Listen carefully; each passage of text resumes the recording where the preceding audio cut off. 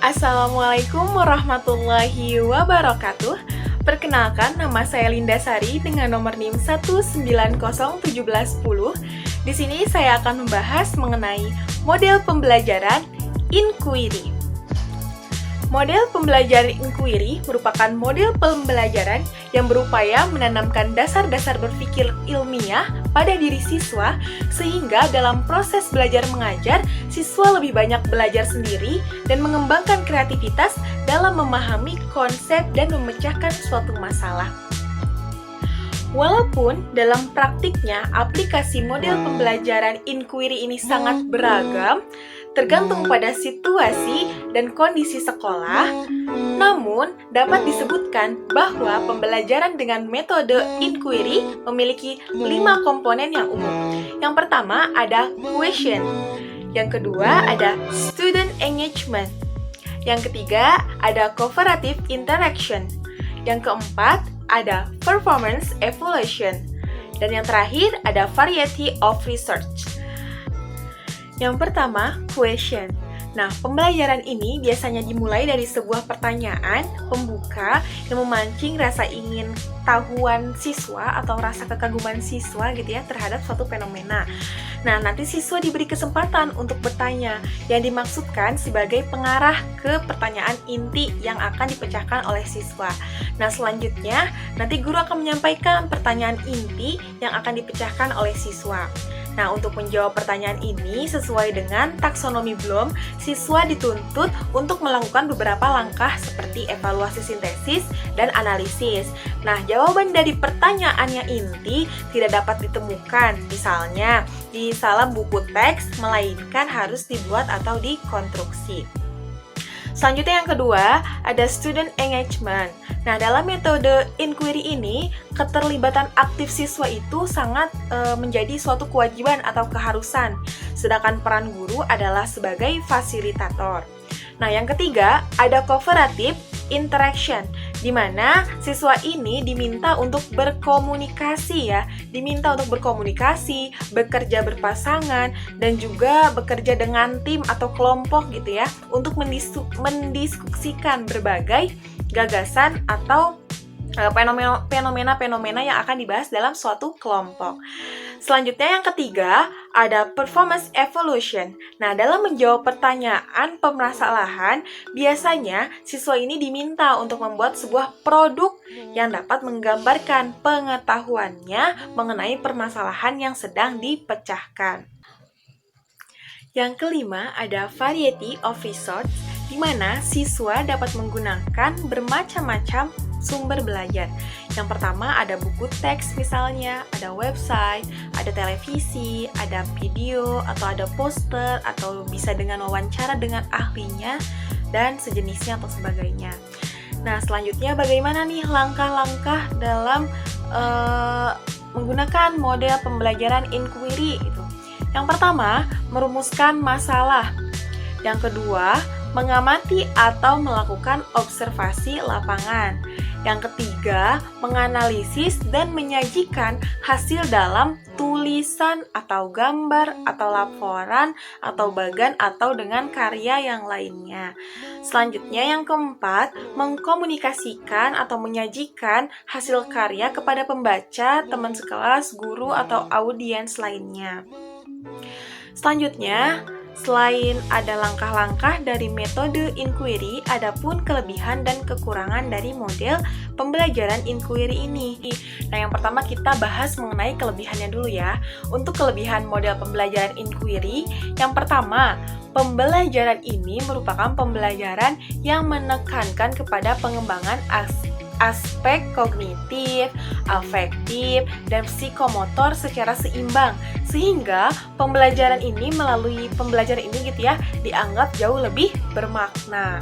Terus yang kedua, pembelajaran ini dapat memberikan ruang kepada siswa untuk belajar sesuai dengan gaya mereka. Gayanya seperti apa dibebaskan gitu ya. Terus yang ketiga, pembelajaran ini merupakan strategi yang dianggap sesuai dengan perkembangan psikologi belajar modern yang menganggap belajar adalah proses perubahan tingkah laku berkat adanya pengalaman gitu. gitu. Terus yang selanjutnya ada yang keempat, keuntungan lain yaitu melayani kebutuhan siswa yang memiliki kemampuan di atas rata-rata.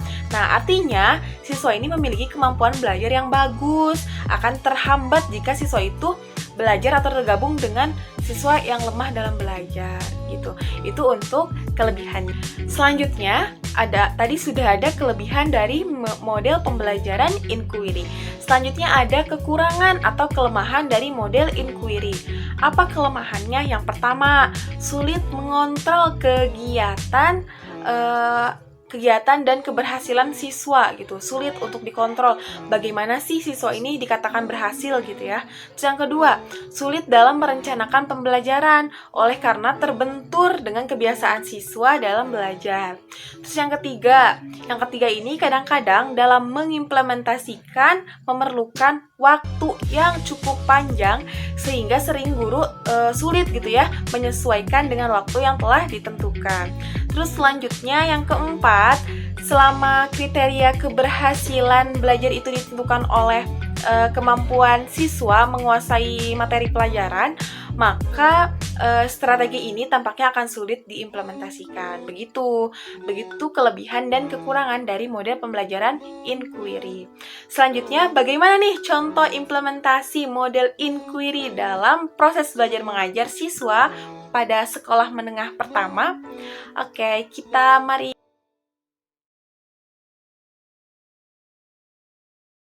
5. Penerapan dan tindak lanjut. Tahap pembelajaran meliputi 1. Kegiatan pendahuluan 2. Kegiatan inti 3. Kegiatan penutup.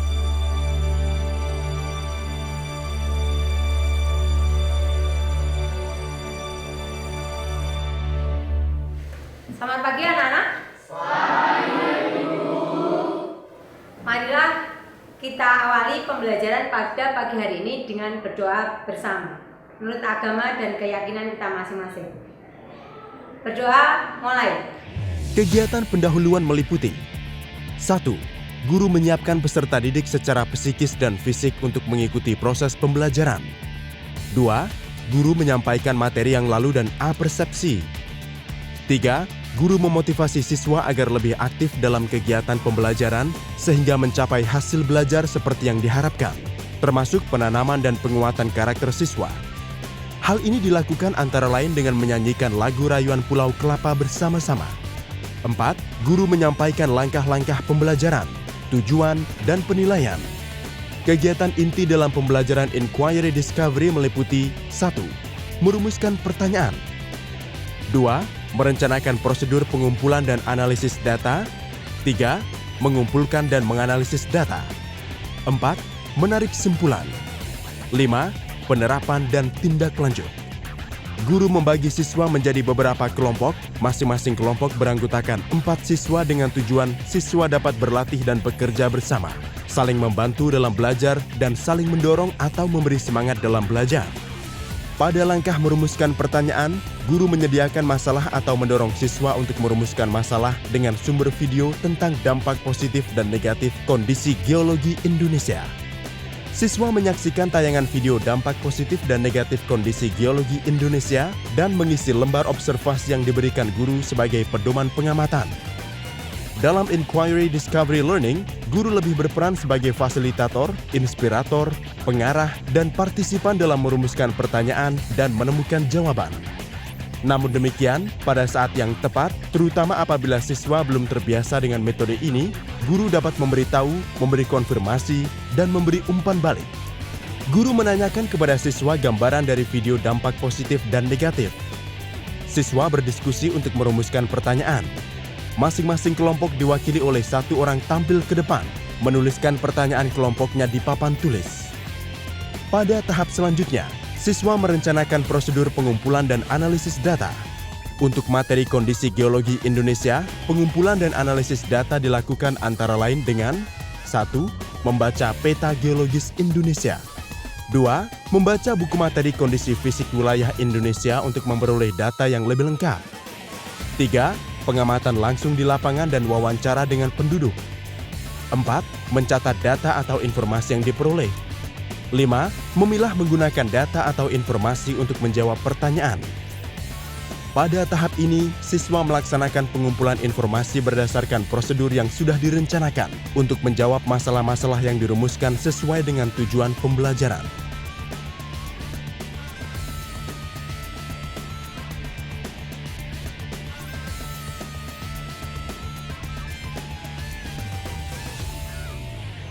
Bagaimana kondisi tanah di daerah sini, Bu? Oh, tanah di daerah sini subur, Nak, karena kan tanah vulkanik. Berdasarkan informasi yang diperoleh, siswa dalam kelompok menganalisa data untuk menjawab pertanyaan.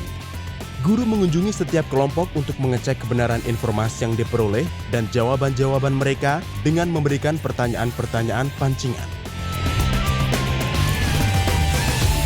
Anak-anak, apakah kalian sudah mengumpulkan informasi dari berbagai sumber? Sudah, Bu. Sekarang kalian akan mempresentasikan hasil kesimpulan dari diskusi kelompok. Masing-masing kelompok nanti mempresentasikan di depan dan kelompok lain menanggapi. Pada tahap ini, siswa merumuskan kesimpulan. Siswa menyiapkan bahan presentasi kesimpulan dalam bentuk verbal dan visual. Siswa menyajikan hasil kerja kelompoknya dan siswa lain menanggapi kesimpulan yang disajikan kelompok lain. Pada tahap penerapan dan tindak lanjut, siswa mendiskusikan penerapan pengetahuan dan keterampilan yang baru saja diperolehnya untuk mengatasi masalah yang ingin dicari solusi pemecahannya. Misalnya, masalah-masalah dalam kehidupan sehari-hari.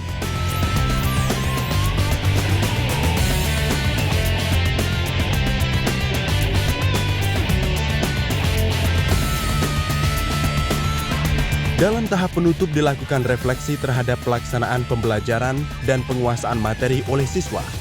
Setelah kalian mengikuti pembelajaran kali ini, bagaimana tanggapan kalian terhadap pelaksanaan pembelajaran? Siapa yang akan memberikan tanggapan? Saya, Bu.